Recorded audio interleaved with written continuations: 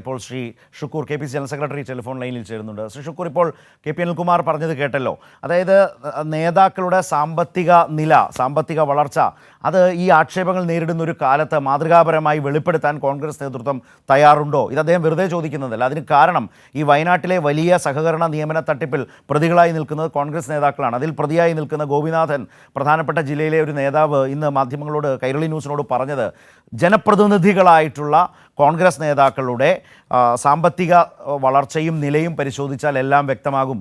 വളരെ പ്രധാനപ്പെട്ട ഒരു കേസിലെ പ്രതിയുടെ വെളിപ്പെടുത്തലാണിത്. ഇന്നിപ്പോൾ IC ബാലകൃഷ്ണനെ ചോദ്യം ചെയ്യാൻ പോവുകയാണ് പോലീസ്. അവിടെയാണ് കെ പി അനിൽകുമാർ ഈ ശക്തമായ വിമർശനം ഇപ്പോൾ മുന്നോട്ട് വെച്ചത്. മറുപടി എന്താണ്, വിശദീകരണം എന്താണ് ശ്രീ ഷുക്കൂർ? കെ പി അനിൽകുമാർ ആദ്യം ഭരണപക്ഷത്തിരിക്കുന്ന നേതാക്കന്മാരുടെ ആസ്തി ഒന്ന് വെളിപ്പെടുത്താൻ പറ. കാരണം കഴിഞ്ഞ കാലങ്ങളിൽ കഴിഞ്ഞ ദിവസവും ഇത് സംബന്ധിച്ച് ഓരോ ഭരണകക്ഷിയിൽപ്പെട്ട MLA-മാരുടെയും പ്രതിപക്ഷത്തിരുന്ന MLA-മാരുടെയും ആസ്തി വർദ്ധിച്ചതിൽ ഭീമാകരമായ ഒരു വർധനവ് ഏത് ഭാഗത്തുണ്ടായി എന്നുള്ളത് സത്യസന്ധമായി പറയട്ടെ. ഇന്നലെയും എത്ര ഏക്കർ വസ്തുവാണ് ആധാരമായ ഒരു പ്രശ്നം നിൽപ്പുണ്ട്. വയനാട്ടിൽ ക്രിമിനൽ കേസിൽ MLA അടക്കം പ്രതിയായി നിൽക്കുന്നു, ചോദ്യം ചെയ്യാൻ പോകുന്നു. ആ കേസിലെ പ്രതിയാണ് നിങ്ങളുടെ പാർട്ടിയെയും നേതൃത്വത്തെയും വെട്ടിലാക്കുന്ന വെളിപ്പെടുത്തൽ നടത്തിയത്. അതിന് വിശദീകരണം നൽകേണ്ട ഒരു അവസ്ഥയിൽ കോൺഗ്രസ് എത്തി നിൽക്കുന്നു എന്ന യാഥാർത്ഥ്യം വിസ്മരിക്കരുത്. ഞങ്ങൾ ഒന്നും വിസ്മരിക്കുന്നില്ല. ഇതിനു മുമ്പ് നടന്ന കരുവന്നൂരിലെ എത്ര ഏക്കർ കണക്കിന് വസ്തുക്കളാണ് ഇപ്പോൾ പിടിച്ചെടുത്തിരിക്കുന്നത്. അത് ആരുടേതാണ്? CPM-ന്റെ ഏതൊക്കെ നേതാക്കന്മാരാണ് ജയിലിലേക്ക് പോയത്? വയനാടിനെ കുറിച്ച് പറയുമ്പോൾ മൗനം ഷുക്കൂറിന് മൗനം എന്താണ്? വയനാട്ടിൽ നിങ്ങളുടെ ട്രഷറർ, ബഹുമാന്യനായ ഞങ്ങളുടെ KPCC പ്രസിഡന്റ് ആ വീട് സന്ദർശിച്ച് അത് സംബന്ധിച്ച് കാര്യങ്ങൾ വിശദീകരിച്ചു. വിജയൻ മരിച്ചിട്ട് എത്ര ദിവസമായി ഷുക്കൂർ? വിജയൻ അദ്ദേഹത്തിന്റെ മകനെ വിഷം കൊടുത്തു കൊന്ന് ആത്മഹത്യ ചെയ്തിട്ട് എത്ര ദിവസമായി? എത്ര ആഴ്ചകളായി? ഒരു മാസം കഴിഞ്ഞില്ലേ? KPCC പ്രസിഡന്റ് പോകുന്നത് ഇപ്പോഴല്ലേ? പാർട്ടി തലത്തിൽ ഇനി നിയമാനുസൃതമായ അന്വേഷണം നടത്തേണ്ട ഏജൻസികൾ അത് നടത്തുന്നുണ്ട്.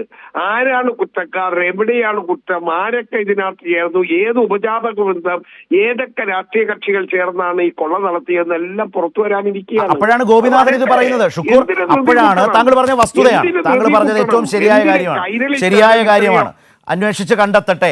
അപ്പോഴാണ് ആ പ്രതികളിൽ ഒരാളായിട്ടുള്ള ഗോപിനാഥൻ പറയുന്നത് അദ്ദേഹത്തിൻ്റെ കൂട്ടുപ്രതികളായിട്ടുള്ള അപ്പച്ചനെയും IC ബാലകൃഷ്ണനെയും കൂടുതൽ സംശയിക്കും വിധം പറയുന്നു. ജനപ്രതിനിധികളായിട്ടുള്ള ആളുകളുടെ സാമ്പത്തിക നില പരിശോധിക്കട്ടെ, എല്ലാം വെളിപ്പെടും എന്ന് പറഞ്ഞാൽ ഈ പണം എവിടോട്ടാണ് ഈ തട്ടി കോഴപ്പണം പോയതെന്ന് മനസ്സിലാകും എന്നല്ലേ ആ പറഞ്ഞതിൻ്റെ പച്ചമലയാളം?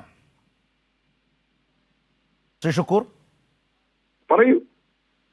അതായത് ഗോപിനാഥൻ, ഞാൻ പറഞ്ഞത് കേട്ടില്ലേ? ഗോപിനാഥൻ എന്ന കൂട്ടുപ്രതി പറയുന്നു ജനപ്രതിനിധികളായ കോൺഗ്രസ് നേതാക്കളുടെ സാമ്പത്തിക നില പരിശോധിച്ചാൽ അറിയാം, എല്ലാം മനസ്സിലാകും എന്ന് വെച്ചാൽ അത് IC ബാലകൃഷ്ണനെയും ND അപ്പച്ചനെയും സംശയിക്കലല്ലേ? ഗോപിനാഥൻ എന്ത് പങ്കുണ്ട്, അല്ലെങ്കിൽ കോൺഗ്രസ് നേതാക്കന്മാർക്ക് എന്ത് പങ്കുണ്ട്, CPM-ന്റെ കഴിഞ്ഞകാല ഭാരവാഹികൾക്ക് ഇതുമായി ബന്ധമുണ്ടോ, ഇതുമായിട്ട് അഴിമതിയുമായിട്ട് നടന്നിട്ടുള്ള കാര്യങ്ങളിൽ CPM-ന്റെ റോൾ എന്തായിരുന്നു, അവിടെ ഉത്തരവാദിത്തപ്പെട്ട ഭാരവാഹികൾ നേതാക്കൾക്ക് കോൺഗ്രസ് നേതാക്കൾ പ്രതികളായാലും ഉത്തരം പറയേണ്ട CPM ആണല്ലേ? ഇവിടെ ഗോപിനാഥൻ പറഞ്ഞതിനെ കുറിച്ച് എന്ത് പറയും ഷുക്കൂർ? ഗോപിനാഥൻ പറഞ്ഞതിനെ കുറിച്ച് ഷുക്കൂർ എന്ത് പറയും?